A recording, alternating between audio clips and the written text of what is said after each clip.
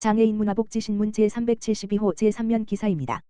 이영주 박재용 경기도의원, 경기북부장애인 복지종합지원센터 신축공사 현장 점검 실시. 경기도의회 건설교통위원회 이영주 도의원, 국민의힘, 양주일, 및 보건복지위원회 박재용 도의원, 더불어민주당, 비례, 은 21월 경기북부 장애인 복지종합지원센터 신축공사 현장, 경기도 양주시 삼숭동 640-18번지 1원을 점검하고자 방문하였다. 이날 현장 점검은 경기도의회 이영주 도의원, 박재용 도의원과 양주시의회 정현호 시의원, 강혜숙 시의원, 이지연 시의원 및 관계공무원 등이 참석한 가운데 진행되었다. 현장 점검 후 이영주 및 박재용 도의원은 실제 현장을 확인해보니 버스, 지하철 등 대중교통을 이용하여 경기북부 장애인 복지종합지원센터를 방문하는 것이 어려운 실정이며 개인적으로 자가용을 이용해서 방문하더라도 부족한 주차면수로 인해 이용자의 불편이 예상된다고 지적하며 장애인과 가족, 장애인 시설 종사자 등 이용자의 편의를 위해 관계부서 차원 대중교통 및 주차면수 확보 등 센터 접근성을 높일 수 있는 방안을 마련해달라고 주문했다. 정현호 시의원은 자료를 검토해보니 센터의 신재생에너지 공법으로 지열을 활용하는 것으로 확인되나 지열공법의 경우 26.74%밖에 안 되는 저효율 등 계속적으로 문제가 지적되고 있는 상황이다고 설명하며 신재생에너지 중 지열이 아닌 태양열을 활용한 공법을 적용하였다면 센터의 에너지 운용에 있어 더 높은 효율을 나타냈을 것으로 생각한다며 센터 신재생에너지 활용 부분을 지적했다. 끝으로 이영주 도의원은 센터의 준공까지 계속적인 모니터링을 실시하면서 차질 없는 일정 진행과 안전한 공사 현장 여건 조성에 최선을 다하겠으며 오늘 논의된 사항에 대해서도 빠른 시일 내 반영될 수 있도록 지속적으로 관계부서와 협의하도록 하겠다며 앞으로도 관련 기관 단체들과 적극적으로 소통 연구하며 도내 장애인 복지 증진에 노력하겠다고 말했다. 박재용 도의원은 경기도의회 보건복지위원회 위원으로서 경기북부 장애인 복지종합지원센터가 북부지역 경기도민의 복지를 선도하는 장소가 될 수 있도록 지속적인 관심을 기울이겠다며 앞으로 도내 장애인 복지 증진을 위한 체계적이고 지속적인 정책 추진 등 관련 제도 마련에 최선의 의정활동을 펼치겠다고 말했다. 경기북부 장애인 복지종합지원센터 신축공사는 총 사업비 201억 원을 투입, 양주시 삼숭동의 지하 1층, 지상 4층, 연면적 6,520 규모로 올해 3월 공사 준공 예정이며 보조기기지원센터, 다목적실, 점자도서관, 장애인 인권센터 등 각종 시설이 들어설 예정으로 알려져 있다. 전석훈 경기도의원, 중증장애인 생산품 구매 목표 비율, 전국 최초 3% 상향 조정. 경기도의회 경제노동위원회 전석훈 의원, 더불어민주당, 성남 3, 이 대표 발의한 경기도 장애인 생산품 우선구매 촉진 조례 일부 개정 조례안 2월 14일, 화, 제366회 임시회 제2차 본회의에서 원안 가결됐다.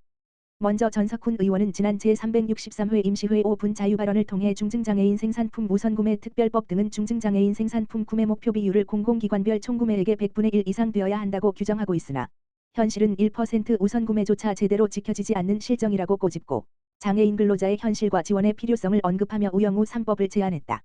이에 전석훈 의원은 우영우 3법 중 그 첫 번째로 중증장애인 생산품 구매 목표 비율을 3%로 상향 조정을 추진했다.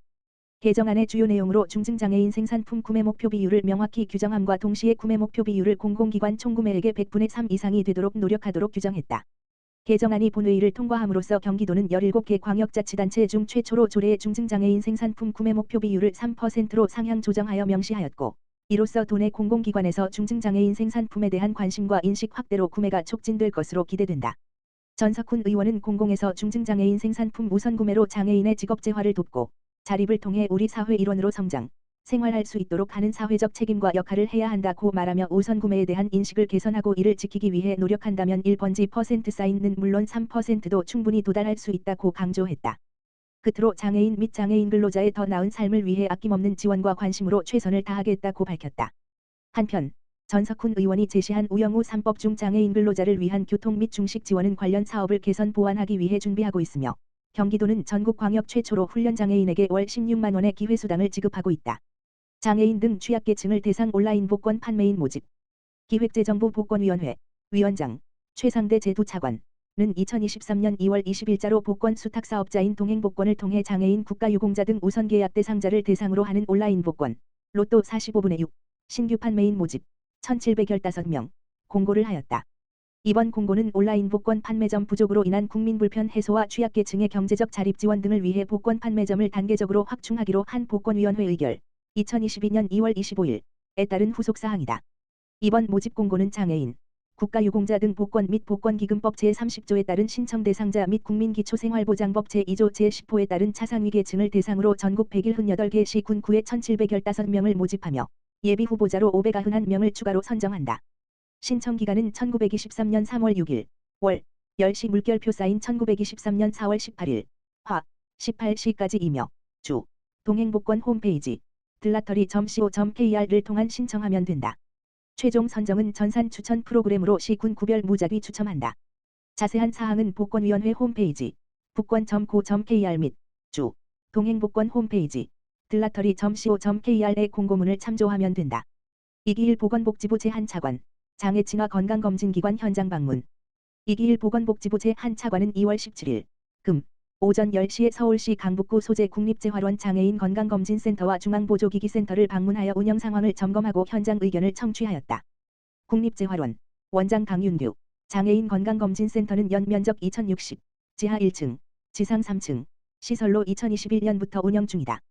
장애인 건강검진센터는 영상확대 비디오 장치, 대화용 장치, 점자프린터 등 중증 장애인도 안전하게 검사받을 수 있는 검진 전문 장비와 수어 통역사를 배치하여 장애 유형과 정도에 관계없이 검진 예약과 접수, 검진 결과 안내 상담 서비스를 제공할 수 있는 체계를 갖추고 있다. 보건복지부는 2018년부터 장애인이 불편 없이 건강검진을 받을 수 있도록 장애친화 건강검진 사업을 통해 장애인 편의 안전시설 장비 등 일정 기준을 갖춘 의료기관을 장애친화 건강검진기관으로 지정하여 시설 장비비 및 검진 가산 비용 등을 지원하고 있으며 지금까지 의료기관 22개소가 참여하고 그중 11개소가 서비스를 개시하고 있다. 장애친화 건강검진기관으로 지정받은 의료기관은 장애인용 화장실과 탈의실 등을 시설 기준에 맞게 설치해야 하고 장애인 검진을 위한 필수장비 구종과 안내 이동 보조 인력 1명, 수어 통역사, 위탁 가능을 배치해야 한다. 보건복지부는 의료기관 참여 확대를 위해 장애친화 건강검진기관 지정 첫해 시설비와 장비 구입비 1억 1,700만 원을 지원하고 중증장애인 검진 시 검진 가산 비용 5만 350원을 지급하고 있다. 이어서 이기일 차관은 중앙보조기기센터를 찾아 관계자들을 격려하고 보조기기 전시 체험장 운영 상황을 점검하였다. 중앙보조기기센터는 2009년 설치되었으며 보조기기 관련 정책의 연구 및 개발, 전문인력 교육, 보조기기 정보 수집 관리, 보조기기 이용자 모니터링, 전시 체험관 운영 등 업무를 수행하고 있다. 보건복지부는 보조기기 지원 사업을 통해 2022년 기준 보조기기 83개 품목에 대해 1,178억 원을 급여로 지원하고 저소득층 등록 장애인에게 보조기기 36개 품목에 대해 15억 원을 지원하였다. 이기일 차관은 장애친화 건강검진센터에서 생애 최초로 건강검진을 받았다는 중증장애인분들의 사례에서 보듯이 사업 성과가 있는 만큼 의료기관의 참여를 확대해 나가도록 하겠다라며 아울러 보조기기 지원 사업도 지속 확대하여 장애인의 안전하고 건강한 일상생활을 지원하겠다라고 밝혔다.